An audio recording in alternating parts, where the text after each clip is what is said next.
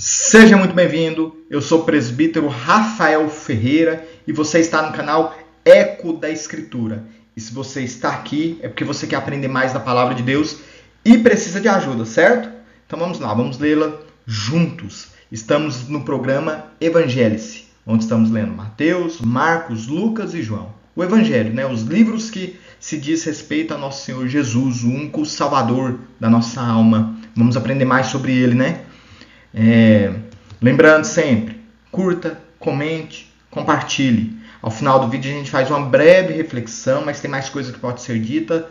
Comente aí, né, o que Deus toca no seu coração quando você lê Mateus 13. Já adianto que é um capítulo extenso, se eu não me engano, 58 versículos, e a letra ficou um pouquinho menor do que os demais vídeos. Não sei se você lê também ou só me ouve, né? Ajuda a espalhar essa mensagem, gente. Compartilhe esse vídeo. Lembrando que a versão da Bíblia é Almeida Revista Atualizada e que a gente sempre gosta de orar antes de lê-la, né? Então feche os olhos. Senhor, em nome de Jesus, muito obrigado pelo privilégio, meu Pai, de ouvir a Tua voz. Obrigado, meu Pai, pelo privilégio de ter acesso à Tua misericórdia. Obrigado pelo privilégio, meu Pai, de sentir o Teu Espírito Santo trabalhando em nossa vida. Pai, nós temos visto, meu Pai, os Seus frutos em nossas vidas. Nós temos visto, meu Pai, o Senhor agir através de nós. Obrigado, meu Pai, pela Tua misericórdia. Continue falando conosco. Em nome de Jesus. Amém. Eu tenho visto Deus na minha vida. Espero que você também, hein? Continue lendo a Bíblia comigo. E se você quer fazer uma campanha de salmos, coloque aqui nos comentários. Vamos ler Salmos 91, 7 dias? Eu estou pensando em fazer isso, hein? De madrugada. Mas hoje, Mateus 13, Evangelize. Vamos lá. A parábola do semeador. Meu laser. Versículo 1. Naquele mesmo dia, saindo Jesus de casa, assentou-se à beira-mar.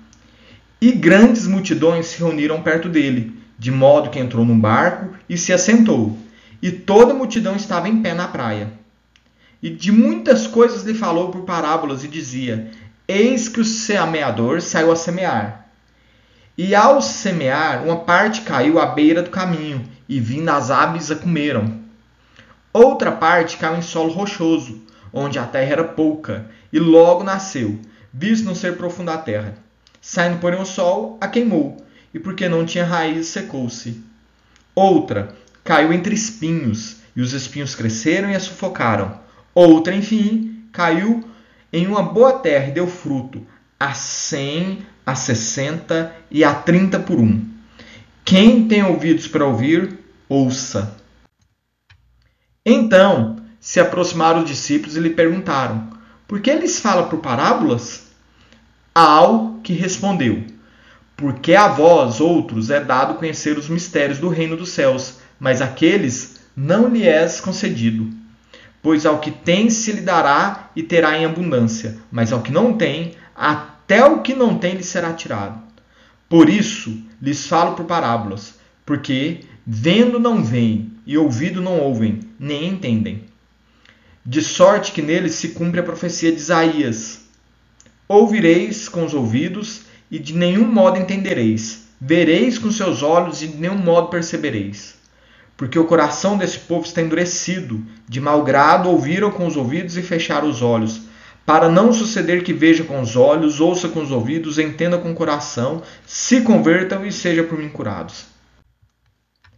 Bem-aventurados, porém, os vossos olhos, porque veem, e os vossos ouvidos, porque ouvem. Pois em verdade vos digo, que muitos profetas e justos desejaram ver o que vedes e não viram, e ouvir o que ouves e não ouviram. Atendei vós, pois, a parábola do semeador. A todos que ouvem a palavra do reino e não a compreendem, vem o maligno e arrebata o que lhe foi semeado no coração. Esse é o que foi semeado à beira do caminho. O que foi semeado em solo rochoso, esse é o que ouve a palavra e a recebe logo com alegria, mas não tem raiz em si mesmo, sendo antes de pouca duração. Em lhe chegando a angústia ou a perseguição por causa da palavra, logo se escandaliza. O que foi semeado entre os espinhos é o que ouve a palavra, porém aos cuidados do mundo é fascinação das riquezas, sufoca a palavra e fica infrutífera. Mas o que foi semeado em boa terra é o que ouve a palavra e a compreende. Este frutifica e produz a 100, a 60 e a 30 por um. A parábola do joio. Outra parábola lhe propôs dizendo: o reino dos céus é semelhante a um homem que semeou boa semente no seu campo. Mas enquanto os homens dormiam, veio o inimigo dele e semeou o joio no meio do trigo e retirou-se. E quando a erva cresceu e produziu fruto, apareceu também o joio. Então, vindo os servos do dono da casa, lhe disseram: Senhor, não semeaste boa semente no seu campo? De onde vem esse joio? Ele, porém, lhe respondeu: um inimigo fez isso. Mas os servos lhe perguntaram: queres que vamos e arranquemos o joio? Não, replicou ele, para que ao separar o joio, não arranqueis também com ele o trigo. Deixai-os crescer juntos, até a colheita. E no tempo da colheita direis aos ceifeiros: ajuntai primeiro o joio, atai-o em feixes para o ser queimado, mas o trigo recolhei-o no meu celeiro.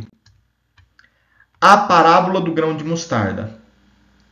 Outra parábola lhe propôs dizendo: o reino dos céus é semelhante a um grão de mostarda, que o homem tomou e plantou no seu campo, o qual é, na verdade, a menor de todas as sementes, e crescida é a maior do que as hortaliças e se faz árvore, de modo que as aves dos céus vêm aninhar-se nos seus ramos.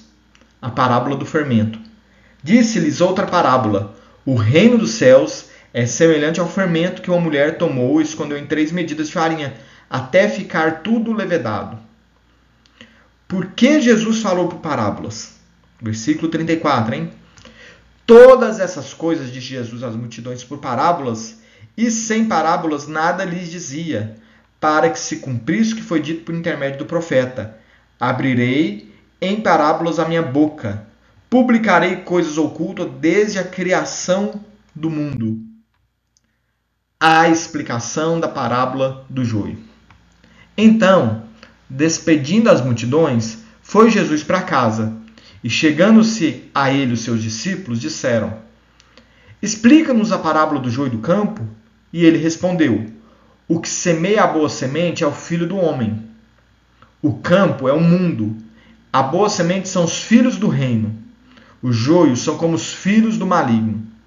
O inimigo que o semeou é o diabo. A ceifa é a consumação do século, e os ceifeiros são os anjos. Pois assim como o joio é colhido e lançado no fogo, assim será na consumação do século. Ou seja, gente, rapidinho, a separação entre joio e trigo é lá na consumação do século e cabe a Jesus e seus anjos fazê-las, não nós. Versículo 40. Pois assim como o joio é colhido e lançado ao fogo, assim será na consumação do século. Mandará o Filho do Homem os seus anjos, que ajuntarão no seu reino todos os escândalos e os que praticam iniquidade, e os lançarão na fornalha acesa. Ali haverá choro e ranger de dentes.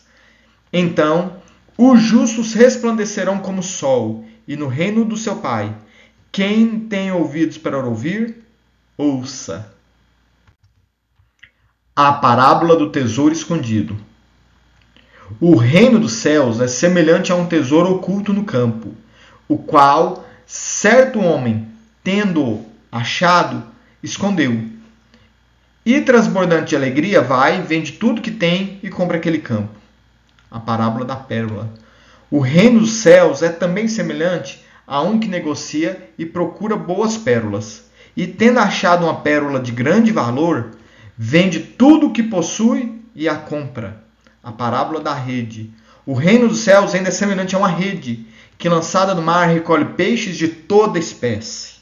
E quando já está cheia, os pescadores arrastam-na para a praia e, assentados, escolhem os bons para os cestos e os ruins deitam fora. Assim será na consumação do século. Sairão os anjos e separarão os maus dentre os justos, e os lançarão na fornalha acesa. Ali haverá choro e ranger de dentes. coisas novas e velhas. Entendeste todas essas coisas? Responderam-lhe, sim.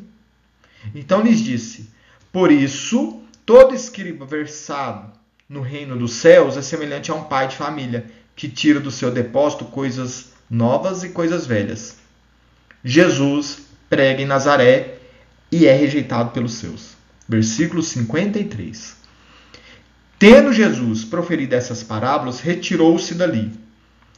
E chegando à sua terra, ensinava-os na sinagoga, de tal sorte que se maravilhavam e diziam, de onde lhe vem essa sabedoria e esses poderes miraculosos? Não é esse o filho do carpinteiro? Não se chama sua mãe Maria, seus irmãos Tiago, José, Simão e Judas? Não vivem entre vós todas as suas irmãs? De onde lhe vem, pois, tudo isso? E escandalizavam-se nele.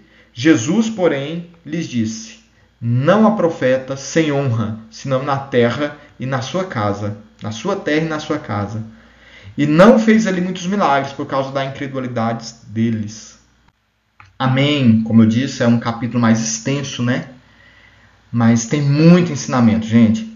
E uma coisa que me chama a atenção logo de início, e que foi uma coisa que Deus colocou no meu coração, e é o motivo de eu ter criado esse canal, é o motivo de eu estar escrevendo alguns livros, é o motivo de eu ter criado um grupo de leitura anual lá na igreja, da Bíblia, leitura anual da Bíblia, que eu vou colocar também nesse canal aqui.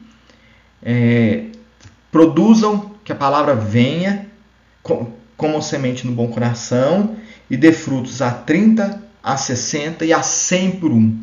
E eu coloquei no coração, tenho colocado na mão de Deus, que eu, Rafael Ferreira, quero produzir frutos a 100 por um.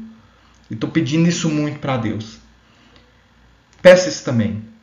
Que essa semente da palavra possa ter terra fértil. Nós sabemos dos nossos erros, das nossas falhas, o quanto nós ainda precisamos ser cuidados. Nós somos um solo que precisa ainda de muito tratamento. Mas Deus, Ele é misericordioso o suficiente, bom o suficiente para terminar a boa promessa que se iniciou na nossa vida. E essa promessa passa por aí. Produção de frutos para o reino. A gente também vê nessa palavra, eu até coloquei a Mateus 13, nos chama a buscar o reino com dedicação e a viver como sementes que produzem frutos para a glória de Deus. A gente vê também a questão que o reino de Deus é como uma pérola ou como um campo que se abandona tudo e vai viver com esse campo. Dedicação, né? É muito forte, é muito bom esse capítulo.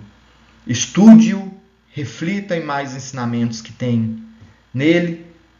Comente o que Deus falou com você que não foi dito aqui. De repente Deus tocou no seu coração algo diferente. Comente, curta, compartilhe, esteja em oração e seja firme na leitura de Bíblia. E produza frutos. Deus abençoe sua vida. Mateus 14 é nosso próximo, hein? Estamos caminhando. Vamos chegar lá, gente. Deus abençoe.